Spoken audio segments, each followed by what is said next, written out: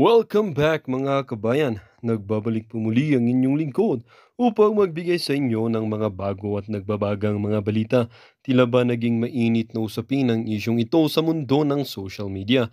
Isang matinding kontrobersyang lumutang sa larangan ng politika matapos ibunyag ni dating Senador Gringo Honasan ang umano'y katiwalian ni na House Speaker Tambaloslos at unang ginang na si Smugs. Ang revelasyon na ito ay nagdulot ng malaking gulat sa pagkakabahala sa sambayanan. Sa isang press conference, idinitalye ni Hunasan ang umano'y malawakang korupsyon na kinakasangkutan ng dalawang mataas na opisyal na ito. Aniya, may sapat siyang ebidensya na magpapatunay sa kanilang mga gawain na iligal kabilang ng paglustay ng pondo ng gobyerno at pag-aareglo ng mga kontrata para sa kanilang pansariling kapakinabangan. Panahon na para Panahon na para malaman ng publiko ang katotohanan. Hindi na natin kayang palampasin ang ganitong klaseng pag-aabuso sa kapangyarihan. Pahayag ni Hunasan habang ipinapakita ang ilang dokumento na aniyay magpapatunay sa kanyang mga akusasyon. Samantala, si Senator Amy naman ay agad na nagbigay ng kanyang pahayag upang kumpirmahin ang mga aligasyon ni Hunasan. Totoo ang mga sinabi ni Gringo.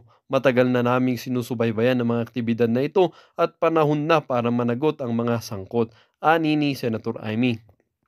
Dagdag pa ni Amy, handa siyang magpakita ng karagdagang ebidensya sa Senado upang mas lalong patibayin ang kaso laban kina Tambaloslos at Smugs. Hindi tayo titigil hanggang hindi nakikita ang katarungan. Kailangan masiguro nating ang pera ng bayan ay napupunta sa tamang proyekto at hindi sa bulsa ng ilan, diin niya.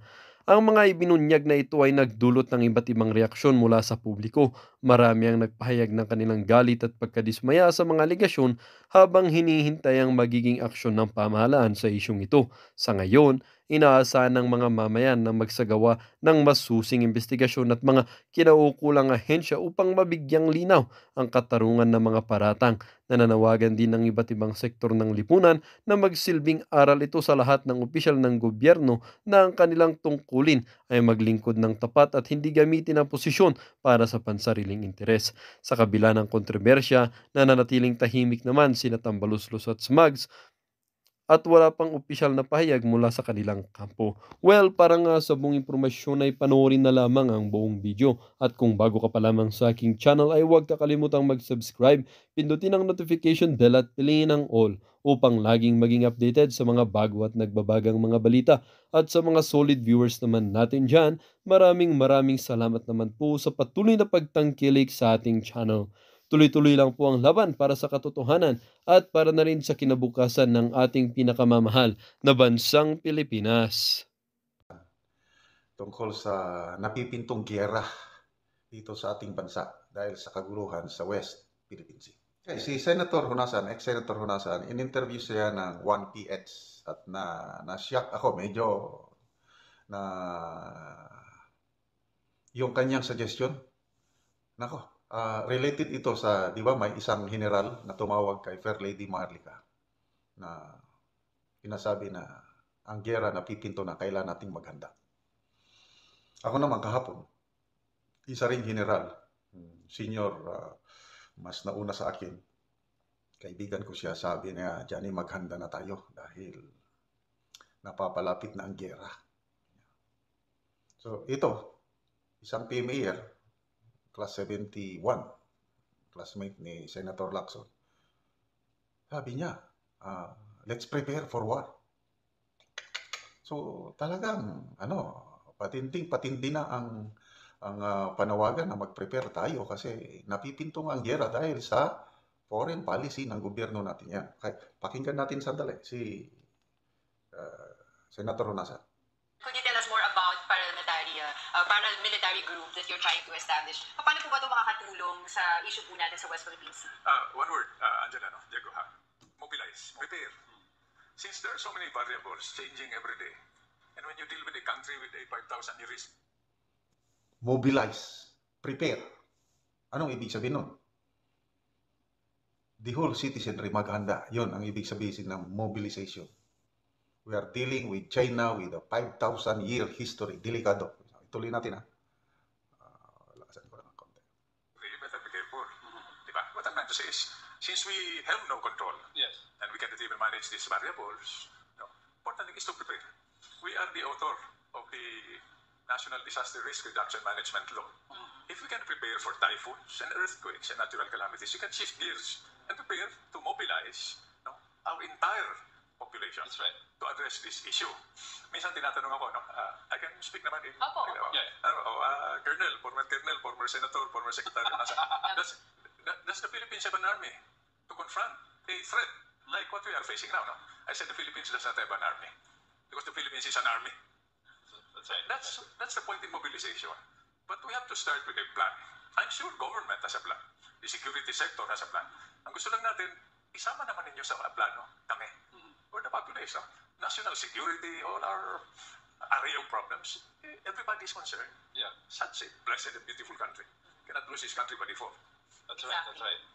We'd also like to know now, kasi of course recently yung messaging of this current administration on how to handle the West Philippine Sea. You had Executive Secretary Persimin say this was an accident, and you had Secretary Gubo Chodoro sa DND, mas aggressive siya on his stance. Parang meron disconnect po in terms of how they are behaving towards what is happening sa West Philippine Sea. What is your take on that?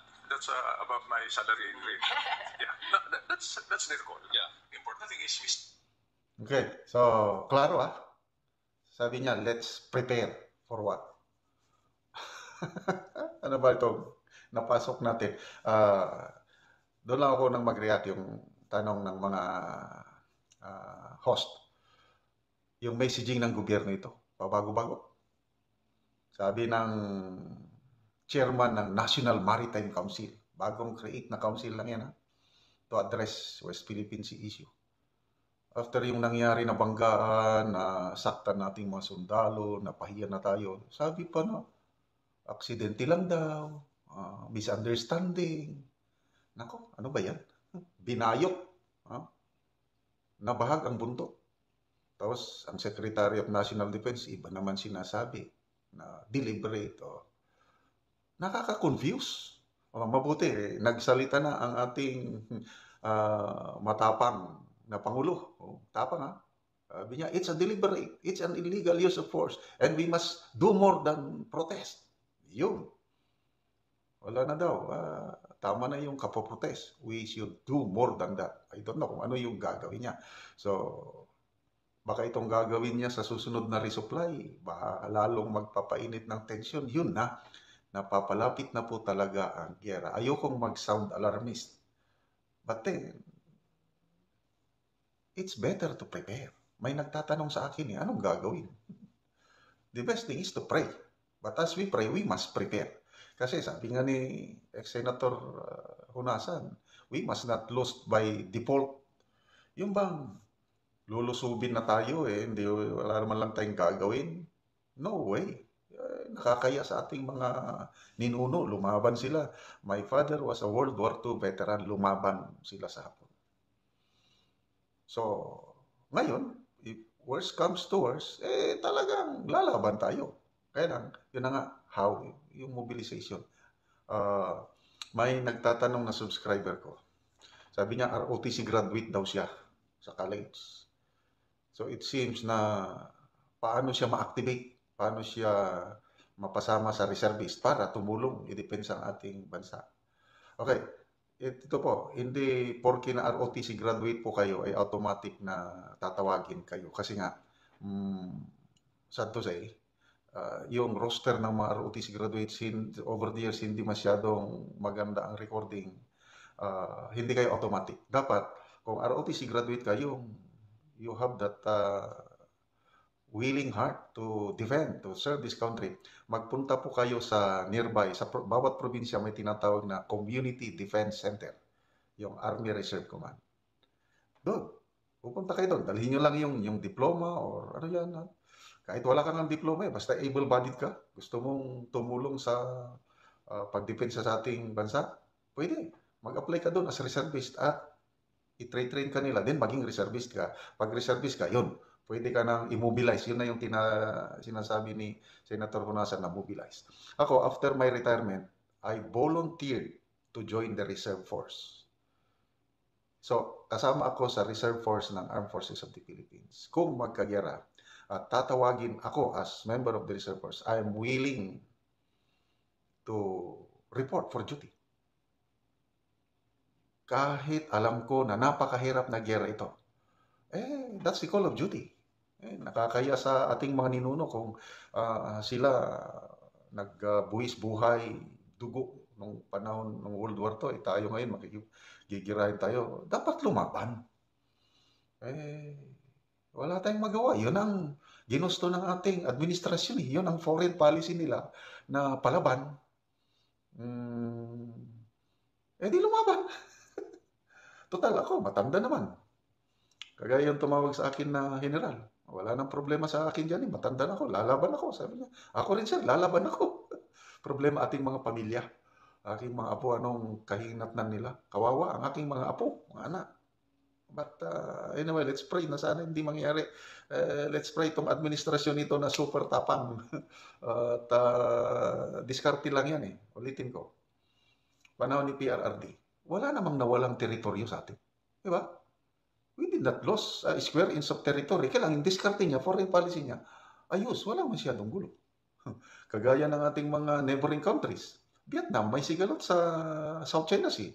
Indonesia, Malaysia, Brunei, may sigalot. Kailangan, walang napipintong gera because of their foreign policy.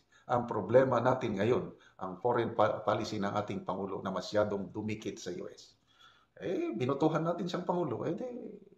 Let's mag-agwanta, kung makipaggera dahil sa foreign policy ng isang Pangulong matapang. Ako, I am willing sa call of duty, lalaban sa mga China, kahit superpower, bahala na.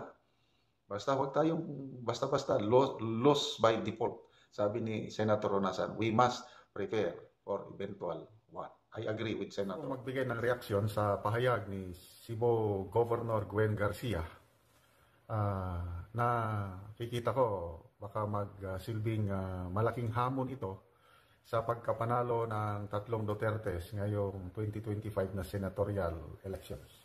Ang Pangulong Marcos Jr. nagpunta sa Cebu City para sa Tourism Summit.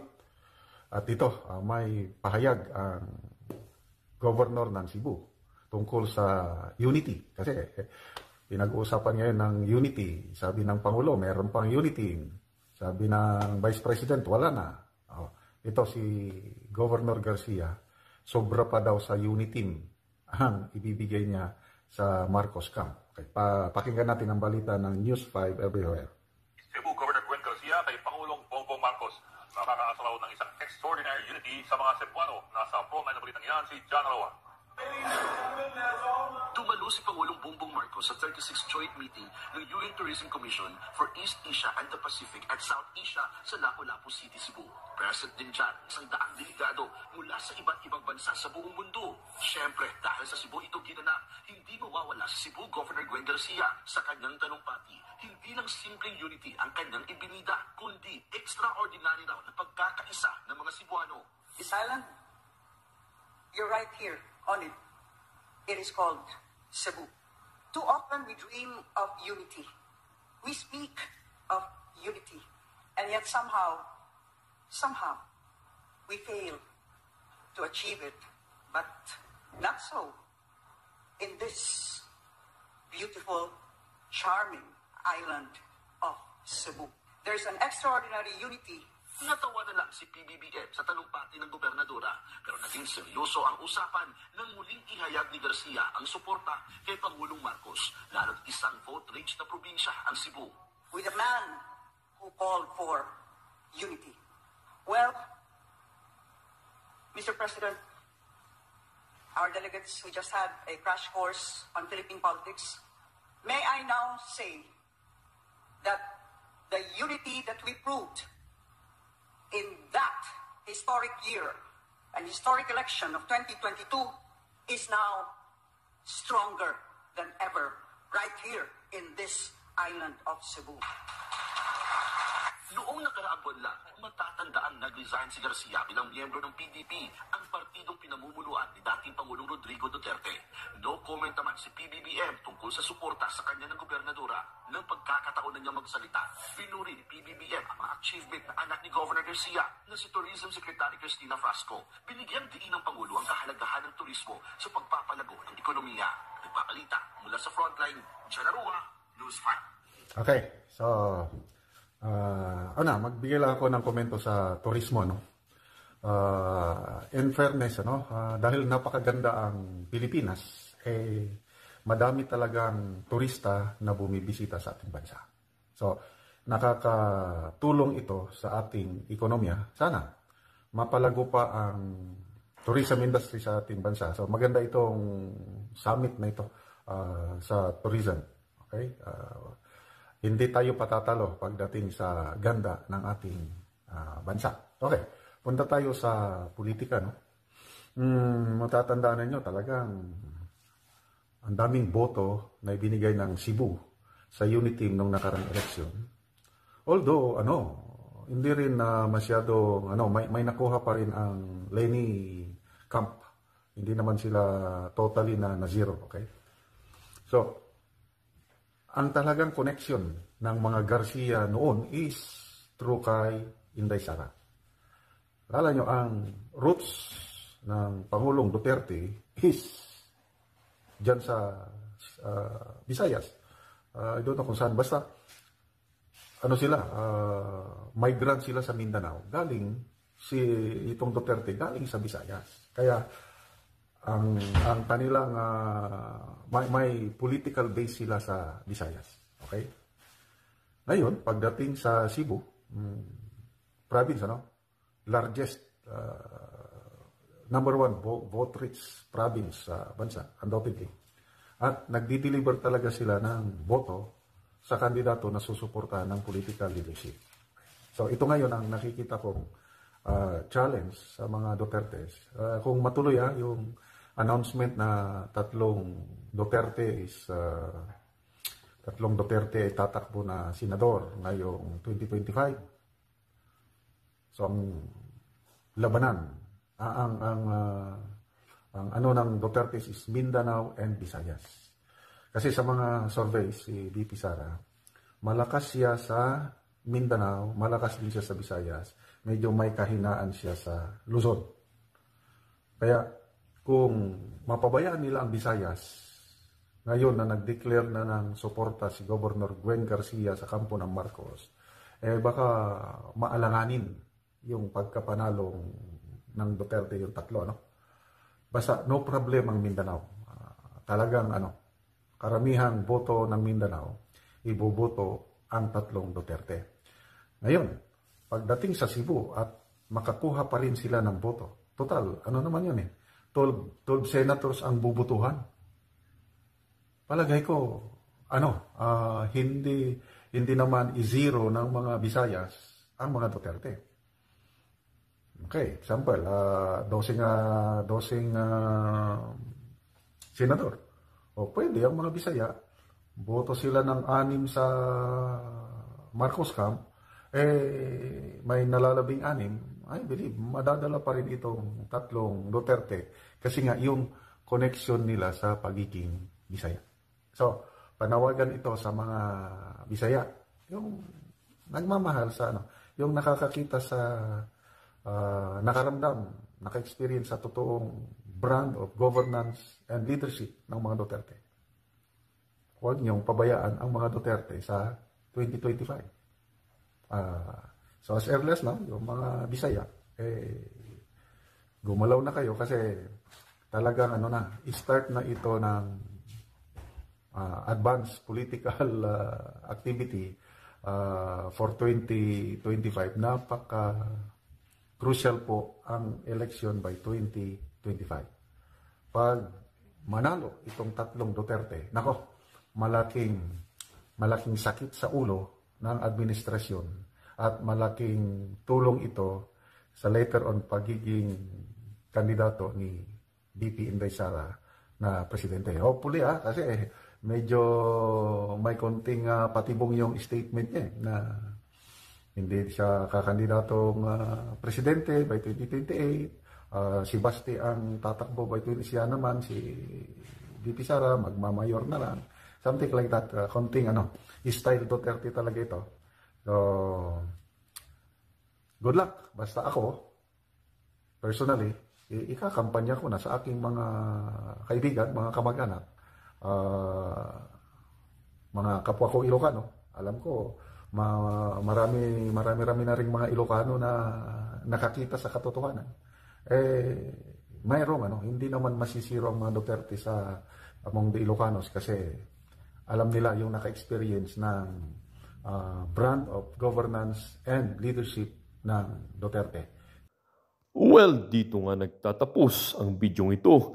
Kayo naman po ang aking tatanungin mga kabayan. Ano naman po ang inyong mga reaksyon sa balitang ito? Ang ating comment section ay bukas para sa inyong mga samot-saming reaksyon at komento. Lagi niyo pong tatandaan na bilang isang mamamayan ng bansang Pilipinas at bilang isang butante at bilang isang matapat na mamamayan na nagbabayad ng buwis dito sa bansang ito ay kailangan din natin magsalita at mag-react. Huwag kakalimutan, do not let your thoughts left unspoken. As citizen of this country, your thoughts matters. Muli po, kung bago ka pa lamang sa aking channel, huwag kakalimutang mag-subscribe at pindutin ang notification bell upang laging maging updated sa mga bago at nagbabagang mga balita. Huwag din kakalimutang mag-iwan ng like at i-share ang bidyong ito upang ang inyong pamilya, kaibigan at kakilala ay maging aware din sila sa kung anong nangyayari sa ating pinakamamahal na bansang Pilipinas.